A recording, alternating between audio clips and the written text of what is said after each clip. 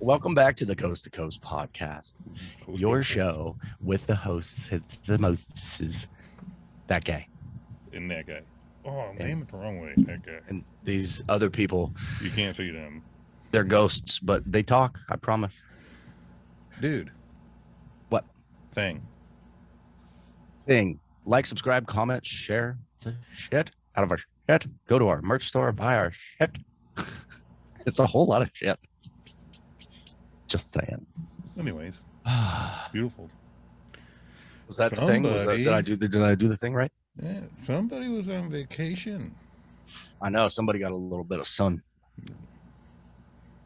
It was weird. I don't know what it is, dude, because it was, we went to the beach. We were there for a week, and it was mostly overcast, right, for the most part. And then the sun would peek out through the clouds, and, you know, the morning haze or whatever would, quote unquote, burn off or whatever you call it by 11:30, noon, 1 o'clock, somewhere in that like hour and a half, 2 hour time frame. And I don't know what it is, man, but I felt like I got more direct heat, if you will, when it was hazy than when the sun was out. I don't know if it's, I don't know why that is, but I felt like I was getting burned. And then the sun would come out and I felt fine. Because of the water vapors in the air, the overcast, it actually amplifies. You can get still heat from that. Okay. It's kind of like when you're in the pool, you can sunburn easily in the pool because of the reflection. Yeah, kind of like if the sun's peeking at you and you're out in like nothing but snow on like glaciers and shit, you get sunburned hella quick because it reflects off the snow or whatever. I think that's what happens off the water, right? Is that what you're saying? Yep. Anyway, it is what it is. You know what I charcoaled nicely. I crisped up real well. Funny little clips that you sent of you being on vacation. It looked like you had either a jacket or like a sweatshirt on. No, dude, it felt amazing. You didn't have a coat on? No. We brought like sweaters and shit. We didn't have jackets. It looked like you had a sweater shirt or something on. It was dark. Oh yeah, I had my little fleece pullover, dude. And I'm like, dude, bro, the weather was cooking at work, and he's cooking at home, and all of a sudden he's got a sweatshirt on. Yeah, we make a 3-hour drive, and there's like a 30-degree temperature drop. It was amazing. Crazy. It must have felt good though. Oh, dude, bro, it never got over like 72 degrees the whole week we were there. See, that's what I'm talking about. It was fantastic, dude. So the know-it-all internet actually says that you still get 90% of UV rays penetrate the clouds, therefore reaching your skin.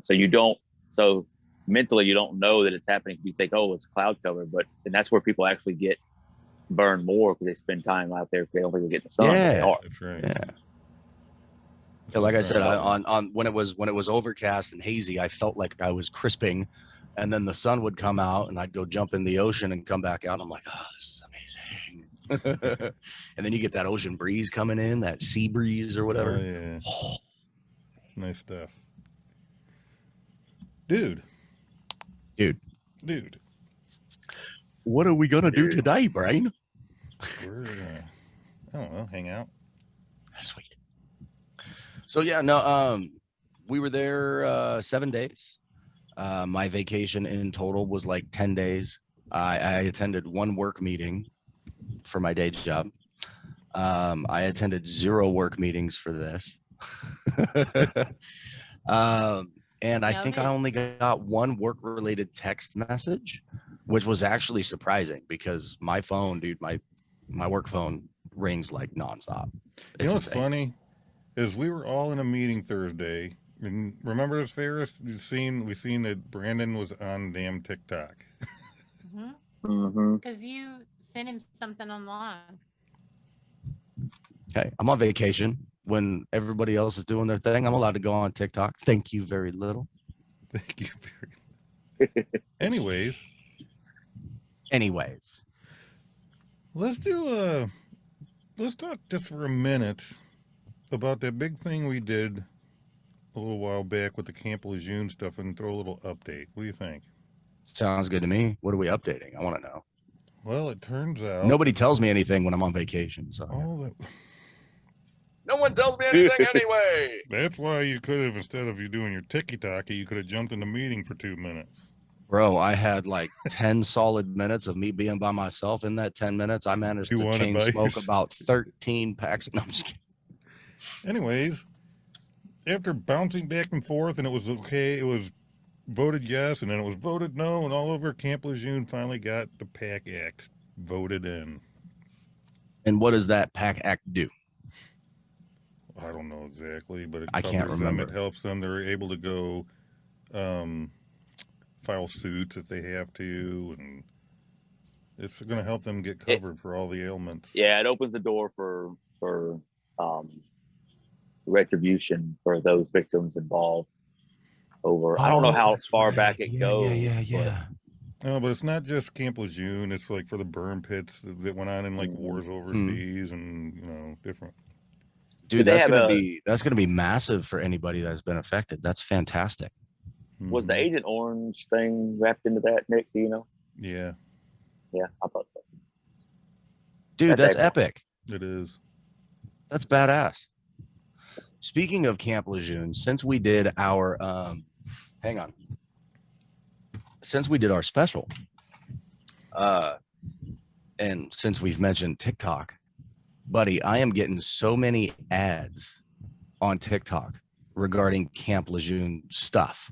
Oh, dude. These last like 2-3 weeks. It's crazy, bro. I jump on TikTok and 5 minutes of scrolling later, here's a Camp Lejeune ad. And I find myself watching the whole thing and I'm like, oh, hey, look at that. Camp Lejeune. No shit. My entire life, up until we did the Camp Lejeune special, I'd never heard anything about it.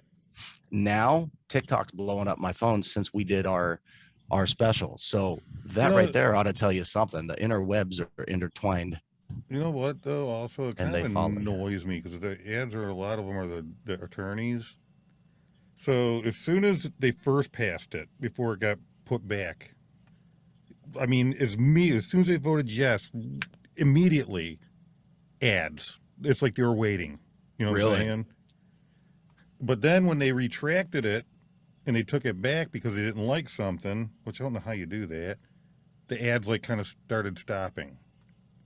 And then last night, dude, within seconds, as soon as I seen them going on, yes, they finally passed it again. They weren't sure if they're going to. Boom, ads right back up again.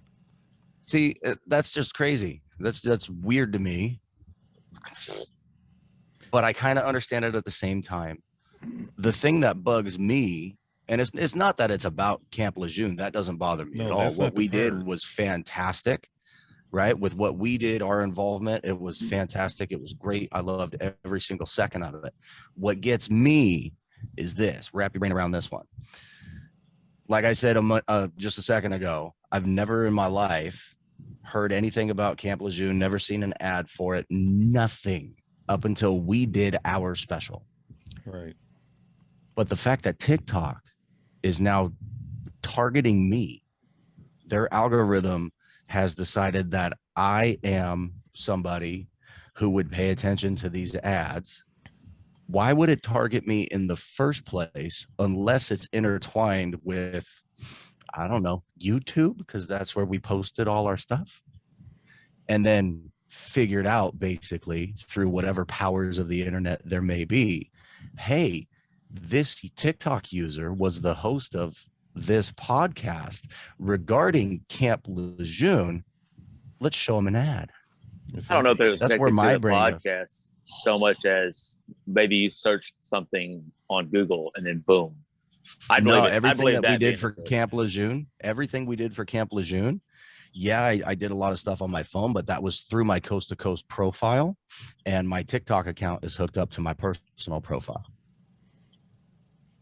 Well, I've seen those ads on TV. I think it may be a little bit of timing just because they pushed this thing through Congress and all that. And, my advice to anybody out there that has a case with Camp Lejeune because of their victim status of that would be to vet out any representation because and what I would say to that, to be specific, if it were me, I would ask the question, how long have you been involved in this process? Because those that have been involved for many years have put a lot of sweat and tears into it, and they're they're not going to take your legal fee and run. You know what I mean? I'm just going to leave it at that. Yeah. Yeah. You know what? I agree. One other thing that bugs me about what I was getting at is only one attorney that was Ed Bell Legal Group was willing to touch and try to help these guys get this pushed. Right? But now that it's an actual thing, all these attorneys are like, they're jumping on board. Yeah, because That's what I'm saying. They're seeing the dollar sign. Yeah, it's insane to me. Like, if you guys are so interested, why didn't you all jump in? You might have gotten it done a lot quicker. No, y'all are going to sit back and wait and see. And if it does, I'll come in for the money. Absolutely. I think there's one key point that all of us, the four of us that are on here having this discussion right now. Mary, say hi because you are here. Hi. Mary. Thank you. I think the one thing that the four of us can agree upon, whether it's correct or not, is we, the Coast to Coast podcast, had a huge part to play in that with what we did with our special. Just saying, I'm taking the credit, whether it's deserved or not. I'm taking the credit. Well, yeah, those 4 people we reached, I mean, they can talk and spread it, and the word out. I'm just saying. So I'm still stuck with my paperwork hasn't been mailed out. It's all in envelopes. Oh, for your American State National paperwork? All right. Give me the lowdown. What's going on with that? So you got my New York guy sent me an email and said, this is the documents you need. These are exact ones you need. And then he sent me a thing showing where everything gets mailed to. So I knew that he gets a copy of everything. And then this copy of this goes to this guy. And this copy of this goes to this guy. The problem is I'm noticing that once I have everything ready, there's some documents that didn't get put nowhere. Like my black and white copy of my birth certificates. And on the TASA site, it talked about all those things. So now I'm like, wait, I'm confused. Where does this go? So did you reach out to your coordinator and ask him, like, hey, where do I send this stuff? Yeah, and I'm still waiting for an answer. Oh. Other than that, most of these people are volunteers. Working a full-time job, and they're volunteering, just like we kind of do this for free for the podcast. So well, and like yeah, you do. And on the same token, for those that maybe this is the first time you watch the show, but Nick is a very punctual guy. He's like, get it done. That's how he is. So, I mean, Nick likes to jump in head first. Yeah. I was yelling at the Microsoft people today because they're taking too damn long to fix my account. Why? What happened? What happened with that? Dude, I can't even play with you on Xbox. Like my Microsoft account got hacked now. I went to log in. Dude, is that why I can't get into that's why I can't get into my Coast to Coast profile. No. I blame you, bud. It's all your fault. That's my Microsoft account is so old. Oh, it sounds like Brandon's putting Nick in the hole. Oh, he's digging himself right now. Yeah, I don't want to hear anything about Brandon shovel. and Nick and holes. Snow shovel. Farris, you leave your gerbils out of this. Right now. I'm not ready for that. Just saying, dude, that's not. No. Well, speaking of your American State National paperwork, well, first off, that kind of sucks that there's a delay, but I think Mary has a very good point when she says that the people in the assemblies and whatnot are volunteers, and they're going through with how essentially the system was quote unquote created in the beginning anyways. But I do have a little something that I would like to share, and we can go over if that's okay with you, pal. What do you think? You want to do this part now? No? Okay, fine. We'll wait. Go ahead. After this brief commercial break. Oh, we should. Okay, break. Coast to Coast Apparel and Merch. We got your American State National merch here.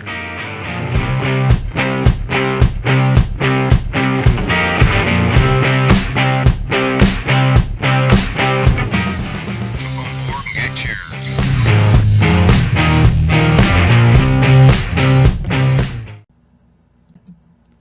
Wasn't that an amazing break? That was fantastic. Those ads just keep getting better and better every time I see them. Even though they're the same one. Well, you know what we should start saying? Something along the lines of, and now a word from our sponsors, us. So we're talking about American State National, and paperwork and all that kinds of stuff. And before we go over this article, Nick, since you're further in the process than I am, would you like to give the people a very super brief kind of background on what we mean when we say American State National, just in case this is their first time they've ever seen it? The podcast, that is. They don't need to know. They don't need to know. They're on a need to know basis, and they don't need to know. This is something we agreed we're going to broadcast to the entire freaking nation. Do it and love it and shut it. American State National. So basically, as we've talked in other episodes, the United States in Reader's Digest version, buddy. What was it again? 87. In the 1800s. In that area, U.S. became corporation. We're all assets. We making them money. Lost a lot of rights, whatnot that you don't realize.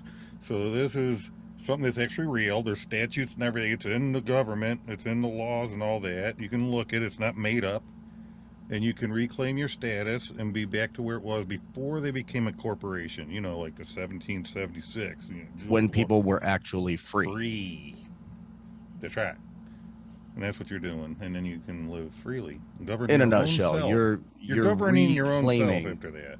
Yeah, you're reclaiming your God-given birthright, if you will.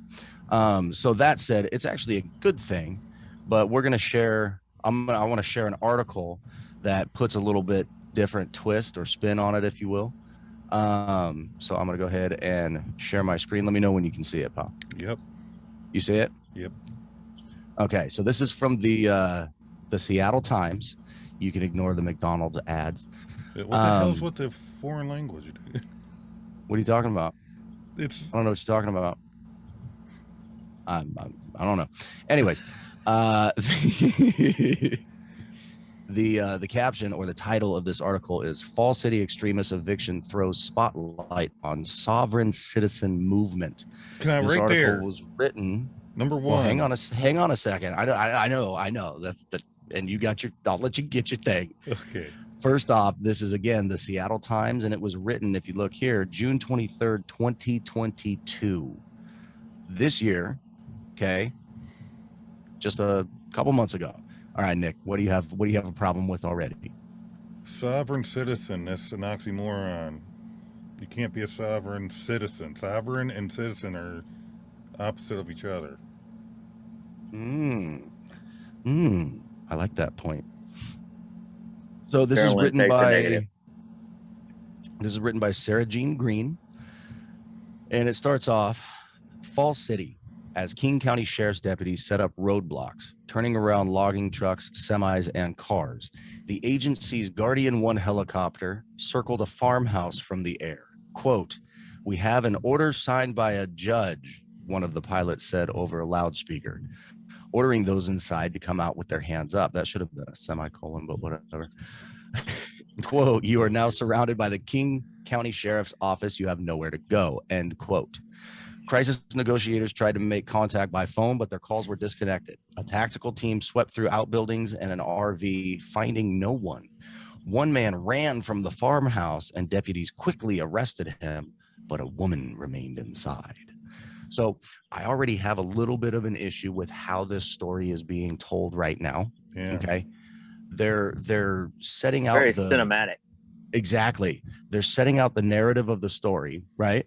For all we know, she could be reporting facts and only facts up to this point, right? However, we don't know why this sheriff's office is even involved yet. And for me, when I read something in the news, I don't want to find out later. This is written, like Farris just said, very cinematically. This is supposed to be, the way it's written, it's supposed to be something that's going to grab your attention and suck you in. And it reads in such a way that your brain starts to imagine this picture, and you're playing that movie as you read it. It's very well written in that regard, right? But it's guiding very, you. very captivating.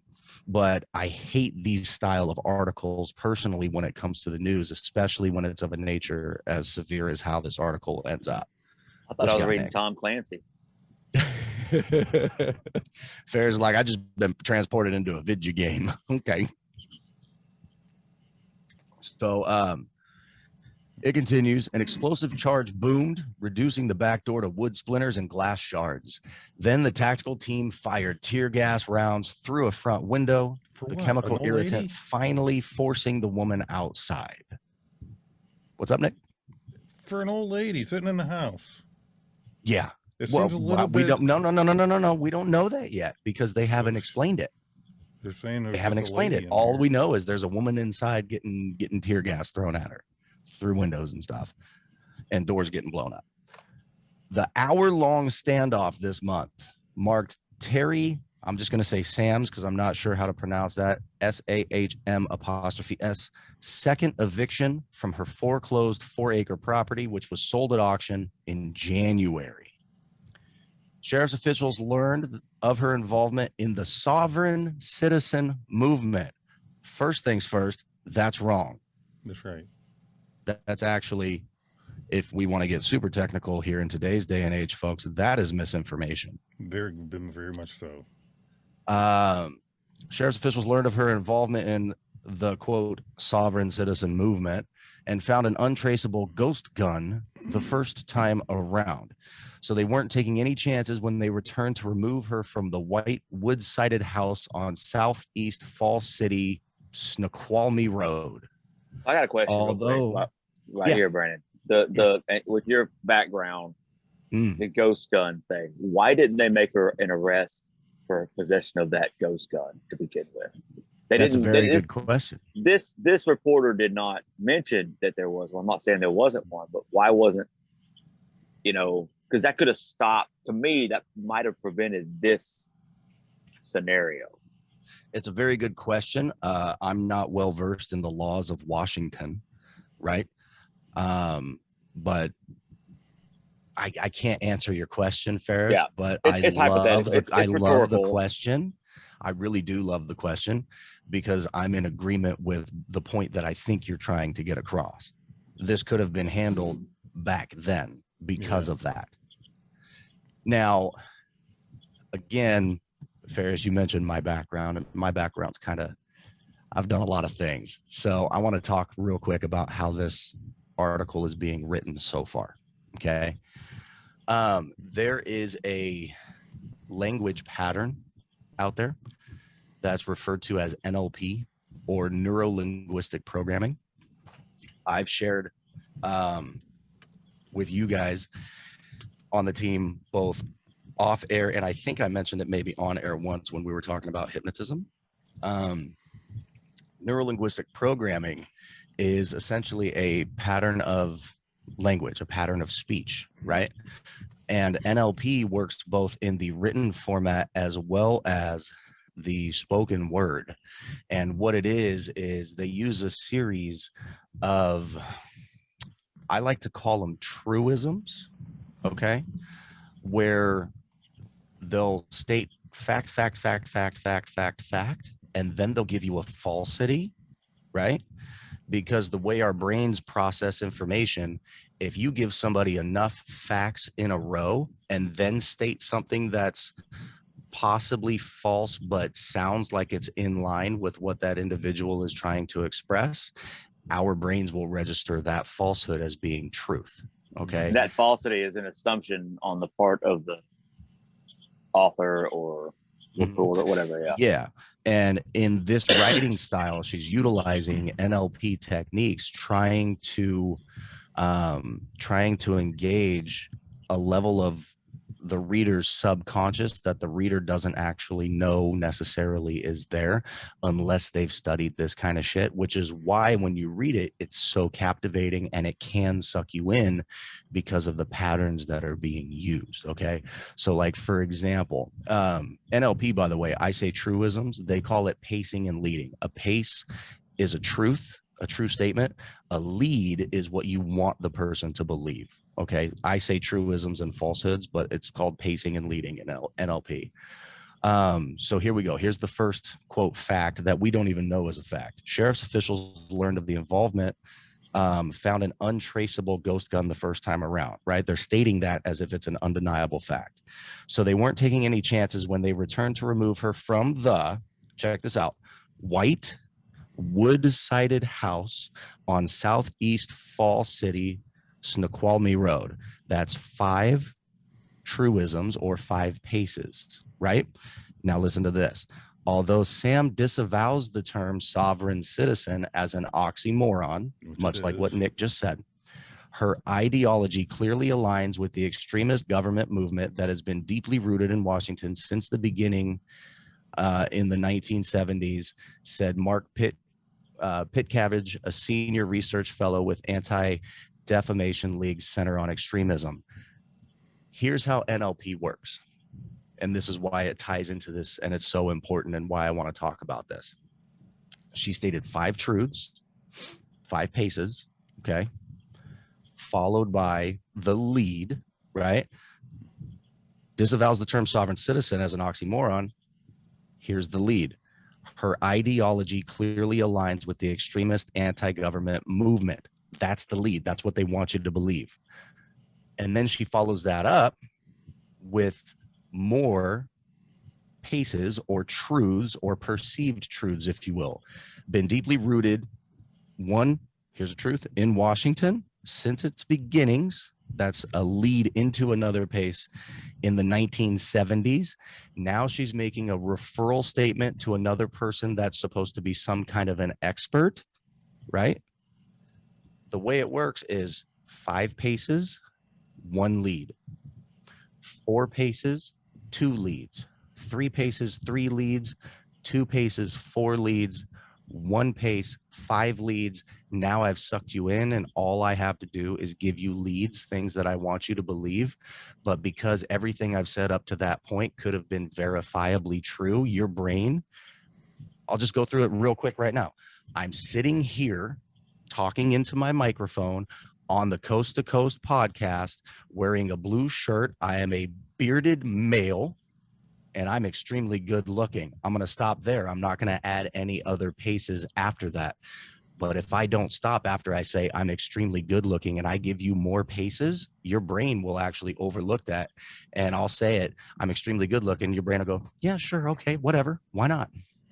Hey, Brandon, you should have led with that. You should have led with that example before you start explaining it. Now that I know, you're full of shit. So. Oh, dude. Yeah. Oh. You've ever heard the term, you can't bullshit a bullshitter? Yeah, I have. This kind of format, these kind of language patterns, that's why. Because the people that know this shit have studied this shit and they can quote this shit. So when I first, just so y'all know, so when I first read this article or paces, I felt what you're talking about, right? I felt a little bit put off, like, okay, well, this is reminiscent of other extreme group stories I've heard in the past in my last 41 years or whatever, and it gets you into that. All right, well, I this is interesting. I want to know more, but I'm not going to touch this group. You know, I'm just not going to associate myself with this group because of all those leads that seem to be true. That's kind of the undertone of the article that you can pick up on, right? Yep. So far, and we haven't even got that far, dude. We're only in what, the 4th or 5th paragraph? Yeah. But you have to stop there. Well, not there, but when you finish on any article, and this gets into something else we've talked about with the fake news stuff, you've got to do your own research. You've got to see what's really out there.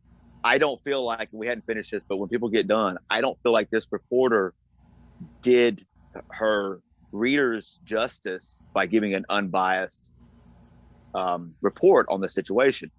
I agree. And more to come with that, but go ahead. Yeah, I agree 100%. And that's clear in just the short amount of this article that we've even covered. We've got plenty more to go. Can I just point out something quick? Yeah, go ahead, buddy. Scroll down a little bit. I found it interesting a little bit more. Are you skipping ahead? No, just scroll down. Nope, I haven't got there yet. Just scroll down. Please, you're already down there. Right there. Please, you're already down there. Nick. I'm a 65-year-old woman. Okay, we haven't got there yet. Calm your britches. I'm making a damn joke. Remember, I'm a telling a story. I'm a 30-year-old. Yeah, I remember that one.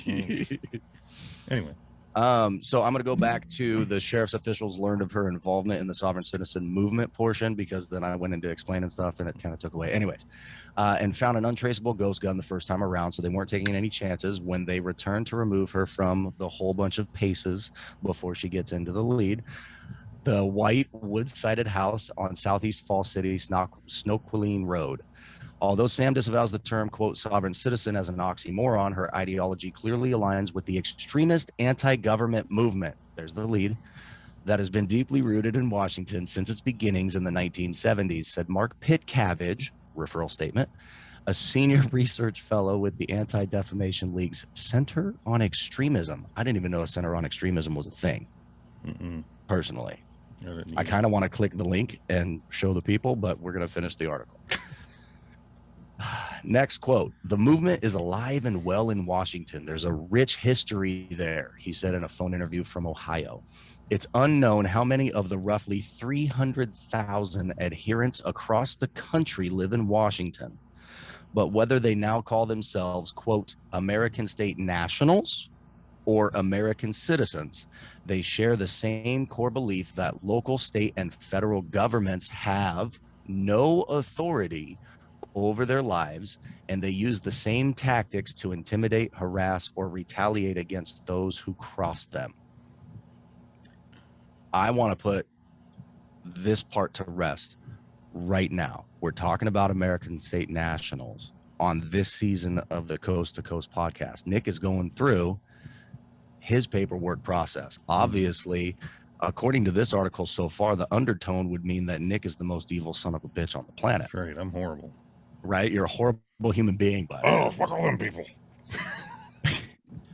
This is where I have a little bit of a problem. Belief that local, state, and federal governments have no authority over their lives.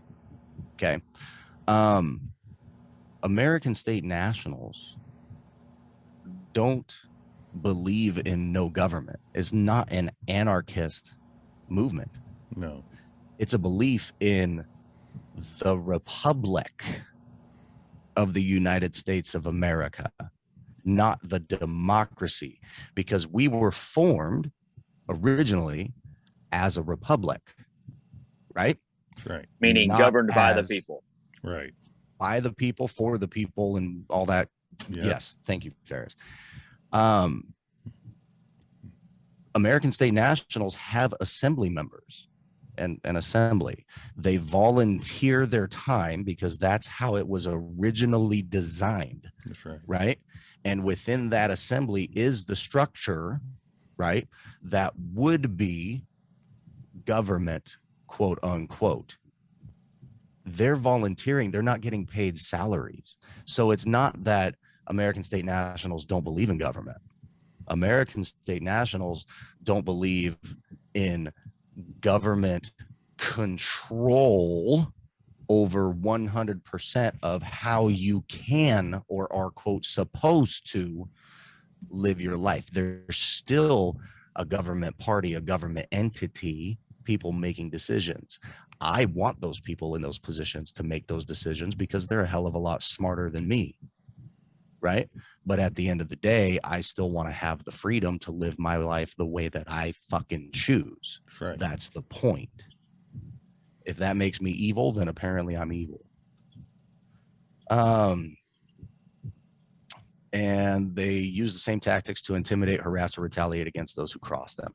With a history of instigating violent confrontations with law enforcement, members of the sovereign citizen movement, again, incorrect, no matter how they identify, are still considered a threat to officer safety, Pitcabbage said. That right there. They're a threat to officer safety is what he said. I shared 2 episodes ago that I'm actually a Sheriff's Academy graduate. I graduated from the Sacramento County Sheriff's Academy back in April of 2013.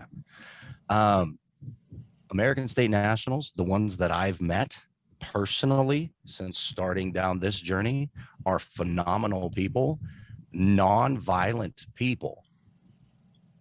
The videos, and we touched on this when we had the gentleman from the New Mexico Assembly on just a couple weeks back, right?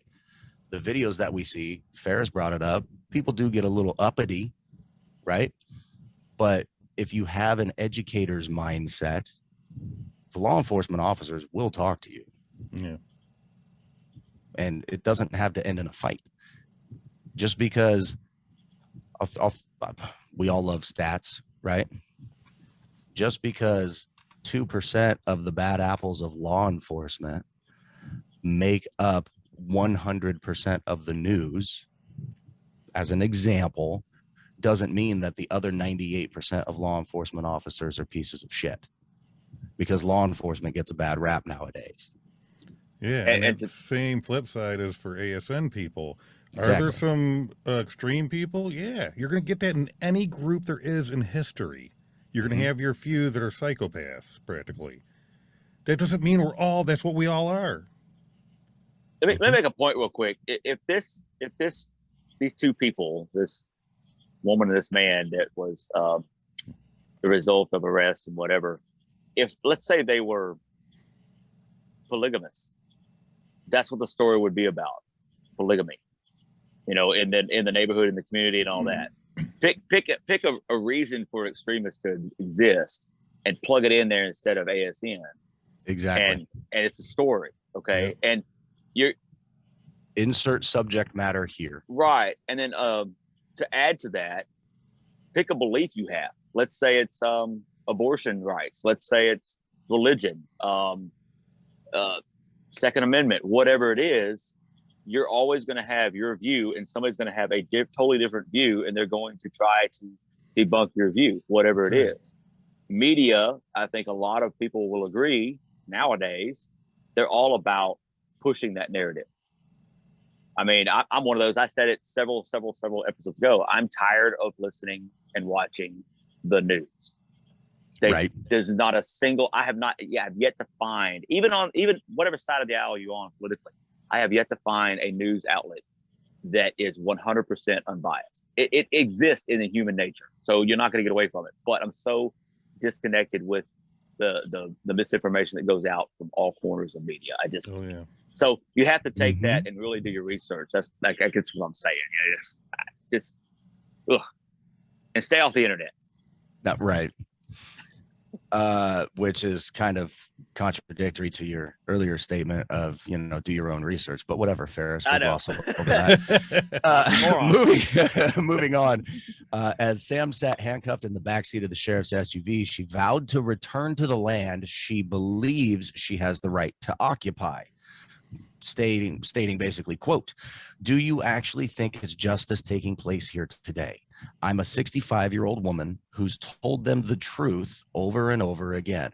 They don't listen," she told the Seattle Times, referring to sheriff's deputies and court officials. Quote, "What people think of as their government is not their government. It's an illegal corporation, and they steal from you every single day." Now, here's the funny thing about this, folks. That what was just quoted is the truth. When you do the research and you go down the rabbit hole and you discover that correcting your status for an American state national, you're actually utilizing the U.S. government in order to do it. That's right. You have to go through the government circles that exist. So it's legal. Okay. You're using the government to essentially, in a sense, kind of step away from the control that exists, if you will. What I found interesting also in this, when you go back and you follow the money, okay, this is all about money. Whether this woman didn't pay her note on the house or the property, or she just didn't pay the taxes, right? We don't know. I don't think it mentioned at all whether the house was paid off and she was just paying an annual property tax, and she was, saying that this tax is unconstitutional, whatever. I don't know if that's a case, but from what I've learned through the ASN, process so far, is that there are some taxes that are unconstitutional. So I question whether it was a matter of not paying her mortgage, or was it that the mortgage was paid off and she was just not wanting to pay the taxes that seem to be an ongoing thing every year that we have to pay. Well, I'm glad you brought it up because I fast forwarded to the part of the article that actually explains that, since this article is lengthy and we've been going at this for a long, lengthy period of time so far. To answer your question, Farris, quote from the article: Sam, who purchased the 3-bedroom farmhouse in 2004, stopped paying her mortgage in 2017, and the bank foreclosed on the property last October, according to court and property records. The property was sold at auction in January for $699,000, and the new owner discovered Sam and several other people were still living there. So to answer your question, and to answer your question and kind of touch on that subject, you are 100% correct, Farris. When you go through the American State National process to correct your status, there are certain taxes and all that stuff that you are now free from, right? Income tax being a huge one. Okay. However, and this is the part where Nick and I are still doing a little bit of research. We're going to have some guests come on in the future, and we will ask this question. We will get down to the nitty-gritty of how it affects housing.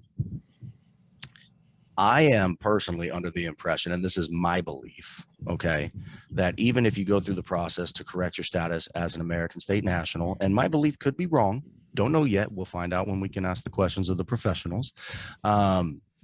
I think that if you're paying on a mortgage, you bought something from the bank, you still owe that mortgage money to the bank. Absolutely. Now, as an American State National, you're not supposed to have to pay property tax on the land that you live on. I think you can get out of paying property tax, but I believe you would still have to pay the mortgage, because that's like, in my opinion, that's like going to McDonald's, ordering food, and then insisting on not paying for it and expecting to get your food. Right? So it says right here she stopped paying her mortgage, and I think personally, from my standpoint, I think she should have kept paying her damn mortgage. Yeah, and so that makes this entire case a case of squatters, right? Mm-hmm. Mm-hmm. It was used to demonize what their term was, the sovereign subject citizen. matter. Yes. But yeah, and they're connecting it to American State Nationals without connecting it. Let me ask you guys this in your opinion, because maybe I'm wrong. It's my opinion, so no upsetness. But tell us how you feel. Doesn't it seem a little overdone, like flying in helicopters and shit? Like it's sometime a huge absolutely compound? Like it seems like it's a show put on. Because they found an unregistered gun the first time. They've got helicopters and SWAT, and here's the picture of the house. You can see like the door open. I don't know if that's the door that was splintered or whatever. It looks like something's been knocked over in the front yard. There's an empty Amazon box or something. But Farris is 100% correct. This entire article is based off of someone who was essentially squatting in a house because she at one point in time owned the house. It was hers, right? But she failed to continue making the necessary payment to the entity that actually owned said house, aka the bank, right? Because I think she misinterpreted some of the American State and National processes or languages or whatever you want to call it. And I think she thought that she could get away with essentially, in my opinion, stealing a house from the bank. Well, and if she's a squatter, what about squatters' rights? I don't want to get into squatters' rights. That's I think dude, that in and of itself is literally a 4-hour subject matter that I used to teach in the class. You got private property laws and things like that, and if it was sold at auction, somebody else owned it. It's just like saying if you owned a property, Nick, and somebody was squatting, you'd have the right to have them removed. Now we don't know exactly what kind of legal angle, I guess, this woman can come from. I think obviously she's fighting it, but we don't know the legal ins and outs of it. But based on this article alone, it seems like a squatting issue and not, or a squatting case. I disagree with the way this reporter portrayed the story in the way that you said, Nick. Obviously, it's now that it's explained, it's like, well, that makes perfect sense. It's just another typical way of writing and catching you. It's clickbait, and then all of a sudden you've got this opinion, an uneducated, one-sided opinion of an entity that is false. Which is absolutely not what journalism is supposed to be based on. No. Exactly. So, it was very well written. It was very well entertaining. It was entertaining. Structured. Yeah. And the use of various language patterns was, I mean, just fucking perfect. But at the end of the day, Farris is 100% correct. You have an issue regarding a squatter in a house. And because the individual squatter in question happened to have corrected her status, you're going to use that angle and now attack that group. Everyone. Yeah, exactly. As a whole, right? And for all we know, she, the woman in question who was, quote, squatting, could be of the mindset that what she is doing is completely legal because she misinterpreted a portion of the process, which is pay your fucking mortgage, right? Now that said, I've done a little bit of research on it, and I've come across some stuff talking about credit systems through the process of correcting your status, of assisting people with being able to make those payments. Okay. I'm not going to talk about it because I haven't done enough research on that yet to be well versed enough to speak on its behalf, but nowhere have I found anything so far that says, hey, you no longer ever have to pay your mortgage to the bank. I haven't come across anything that says that. And I've been researching this shit for way fucking longer than Nick, and Nick's the one filing paperwork. Yeah, pay your debts. Well, exactly. Pay your debts. Exactly. That being said, the article, no, again, am I wrong? Because everybody reads it different, but it's like they're trying to say that becoming an American State National ain't really a real thing. It's something we're making up, and we're making a group up. Well, just real quick, maybe we can also include this in the description, fellers, if we could. I want to give the link to this article. So it's seattletimes.com/Seattle-news-law /law-justice/eviction-of-WA- and here's where it gets good, and I'm going to stop saying hyphen because there's a bunch of them. Anti-government extremist gives window into sovereign citizen movement. Just listen to that URL link once you get past all those hyphens. Anti-government extremist gives window into sovereign citizen movement. And it absolutely does not. Clickbait. Does not. Massive clickbait. But hopefully we can get the link in the description. That way people can go read the article themselves, because it is it's a long read. It's like a 5-minute read if you're not stopping to discuss like we did. Research it, man. Mm-hmm. We have links down there. You can research it. Yep. But doesn't it make it sound like it's kind of like say David Crush, right? With Waco. And his whole little compound, he made his own little group. It wasn't a real thing. You follow me, or am I in like?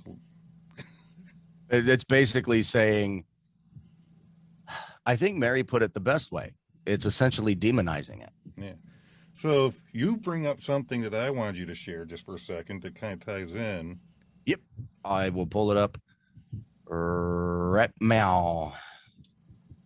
Here we go. So today, my wife was helping one of the kids fill out paperwork for her new job she's getting. This right here, as you can see, this is employment eligibility verification. This is through Department of Homeland Security. So this is federal, all right? Say that one more time, buddy, for the people in the back wearing a mask on their face, driving a car by themselves. This is a form that is employment eligibility verification through the Department of Homeland Security. It is a federal form. The DHS. And if you look closer, Brandon, if you go to the next one, it'll give a little closer shot. They can see it real well. Oh, I didn't load that one. Hang on. Let me see if I can. There we go. I got it. What is that? Brandon, could you help me out here and read that form? What does that say right there? Yeah, it says, I attest under penalty of perjury that I am, check one of the following, and then it cuts off a little bit. 1, a citizen of the United States. 2, a non-citizen national of the United States on federal documentation. That's very interesting. Huh. The extremists are on this. These extremists have their own section on a federal form. And they're the devil. What does that tell you right there? It's government. It's real, man. Maybe we ought to send this to like the I said, article. Well, and the other thing too is, like I said, just a little bit ago, when you go through the process of correcting your status, you're using the U.S. government in order to go back to being an American versus a U.S. citizen. Look at, like we told you in the episode when I did my papers, you're not just becoming a group and saying, hey, this is what we are. You're filling out forms and paperwork and documents. You're signing them. You're getting them notarized with your thumbprint like it's a process, and you're mailing them to government systems, to the IRS and all that. It's not a backyard women haters club or nothing like that. Hey, let's join a club. It's legit set up. I don't know what else to tell these people. Well, and there is a quote. I'm going to see if I can find it. Here it is. I got it. There is a quote from this article. Again, this is that Pit Cabbage guy talking about American state nationals, because remember, he's an extremist expert or whatever. Quote, it has this appeal to people who want to get out from underneath the government, to get something for nothing, to get out of debt, whatever you want personally, it offers you that. No. Fast forward 2.5 paragraphs. Quote, a routine traffic stop or a routine residence visit can suddenly turn into an armed standoff or shootout, Pit Cabbage said. Finishing this part of the article, and then I'm done with it. Sovereign citizens' favorite weapon, however, is what Pit Cabbage refers to as, quote unquote, paper terrorism. He said sovereign citizens use fake legal documents or misuse real ones to target perceived enemies. So weird. That said, let me share this form that Nick sent again one last time. Employee information and attestation. You fill out the form where it has your name and all that jazz. Underneath that, again, this is for Department of Homeland Security, right, Nick? Yep. This is a real, true federal legal form. document. There's no way to misuse this. There's no way to misuse this. Listen to this. Quote from the document. I am aware that federal law provides for imprisonment and or fines for false statements or use of false documents in connection with the completion of this form. I attest under penalty of perjury that I am, check one of the following boxes. 1, a citizen of the United States. 2, a non-citizen national of the United States, parentheses, see instructions. They give you instructions. They give you the ingredients to make your motherfucking cake. Hello. The federal government provides it to you. Here you go. Is that what you are? Okay, well, we'll work with you. Hashtag fake news. What in the hell? How do we get a hold of this Kevin Navanich or whatever the Pit Cabbage guy? Yeah. I want to talk to him, dude. So I want to bad. Interview him this season. That would be phenomenal. Come on here, dude, so we can wipe you up with a damn... No. Stop it. Stop it. Don't be I want to get him. I want to get the Pit Cabbage guy. And I want to get one of the guys that Dominic came on before. Either Nick, Dominic, do you hear helicopters overhead yet? Me? Yeah. They're coming for you, bro. But I did hear a helicopter today. They're like crazy at work. Just kept going back and forth. See, they're coming for you, buddy. They know you've got paperwork. They're trying to reach you about your car's extended warranty. Right. Do not sign them papers. But how cool would it be to get him and then get like an assembly member and say, okay, let's go. Dude, Mary's been awfully quiet all this. We wouldn't even have to do anything. We just pull a Mary, sit back, and go, okay. Go ahead.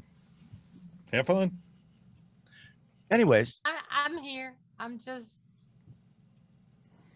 letting the host talk. You sick? So that's kind of what we wanted to share today about the American State National stuff, was the essentially people's different perceptions, right? And Farris, dude, you said it so perfectly when you said it does not matter what that woman, Mrs. Sam or whatever, from that article, it doesn't matter what she was, right? What was the example you gave, Farris? It was polygamy, right? She could have been a polygamist in there, and this article would have highlighted that. It is what it is. This is, in my opinion, an example of somebody who is, how do I say this without getting in trouble, Nick? Help me out here. Closed-minded. No, Mary, that's too broad.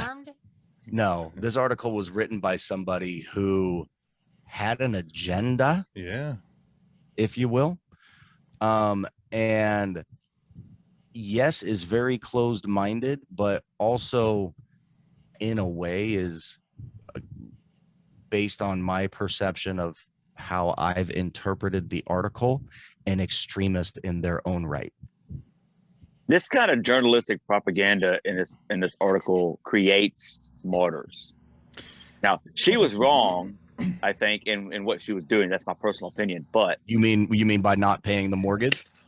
Correct. Yes, I agree. But I agree. I mean, people like that know the truths. Okay, it's like, well, yeah, we admit that she was wrong, and she should. If that's the case, then she should pay for that mistake. But at the same time, why are you spinning it against a group that, you know, the better example for me is religious groups, right? They get persecuted all the time, whether it's Muslim, be careful now. Christian. I'm just saying they do. Religious groups get a lot of persecution, and it's from another side, another opinion, all that. We're all entitled to that, but that's what I keep going back to. I feel like this is what that is, and then it just makes groups stronger. It creates a glue. This article is a perfect example of one person doing one thing and the entire group getting essentially persecuted for it by the creator of the article. Well, Mary, I'm sorry, I think I cut Mary off a bit. They know all about it. I just said that to me it comes across very similarly as being prejudice against any group or any race or any, anything. Yeah. You can't put all law enforcement together in the same group. You can't put any one religion all together in the same group, because there are different opinions and different beliefs by each person. Each person in a group has their own opinions, values, morals, beliefs, ethics, personality, and a way that they that they conduct themselves, the higher standard that they hold themselves to, or that they don't. And if there are, a few bad apples, you don't allow yourself to believe those few bad apples ruin the whole bunch. That's just my personal opinion. I agree. Going along with that, and I think this is something that you guys will probably agree with me on. Again, this is coming from my personal opinion. This is just how I view and feel about this subject matter that we're touching on right now. I believe there's only one category, of people on the planet, and under that category is two subcategories. Here's the category. You're a human being. That's the category. Human being. Subcategory. You're a good human being. You're a bad human being. Be good. And don't be a piece of shit. All right. And with that, thanks for being here, everybody. It was nice talking to you. I hope you like it a lot. Come back, there's going to be more. Nick, you want to do the thing? Like, subscribe, comment. Please comment. Say yay or nay, or let us know how you feel. What have you been doing today? Something. Follow the links and go to the stores and check out the TASA site and learn something on the ASNs and, go, do some things. That's right. Tell us how you feel. Tell us that you think we're wrong. We don't care. That's fine. You have the right to that opinion. Hopefully you're a good person. I'm done. I'm out. All right. Love y'all. Later. Love y'all. Peace.